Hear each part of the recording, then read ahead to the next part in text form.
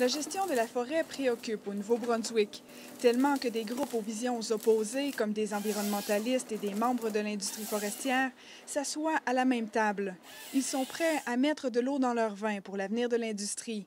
Ils exhortent Fredericton d'élaborer un plan clair pour les années à venir. Ce qu'on dit, nous, au gouvernement, depuis longtemps, c'est qu'on a besoin d'une vision et puis des objectifs à long terme. Et quand on dit du long terme, on ne parle pas de 5 ans ou 10 ans, on parle de 40 ans, 50 ans et 100 ans. Une vision à long terme permettrait de gérer efficacement et de garantir des ressources forestières pour les générations futures. Si on n'a pas une vision durable et à long terme de la gestion de la forêt, comment on va faire en sorte qu'on va être capable de s'ajuster au changement du marché, par exemple?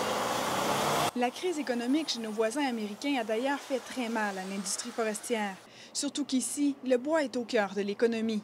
Des villes comme Edmundston, mais je veux dire Kedgwick, Saint-Quentin, qu'on prenne toute la péninsule acadienne également, le nord d'Alousie, Campbellton, ce sont toutes des villes qui gravitent, dont l'industrie, évidemment, forestière contribue de manière importante à assurer des emplois pour la population. Un tel plan à long terme n'existe pas au Nouveau-Brunswick. Le Conseil des gestions intégrées des forêts publiques Madawaska-Restigouche s'aventure en terrain inconnu. Reste à voir si le gouvernement Aylward osera sortir des sentiers battus. Le ministre des Ressources naturelles, Bruce Northrop, n'était pas disponible pour une entrevue, mais ses réciments rassurent que Fredericton s'est montrée ouverte à élaborer une planification à long terme dans les prochains mois. Marie-Pierre Beaubien, à Edmundston.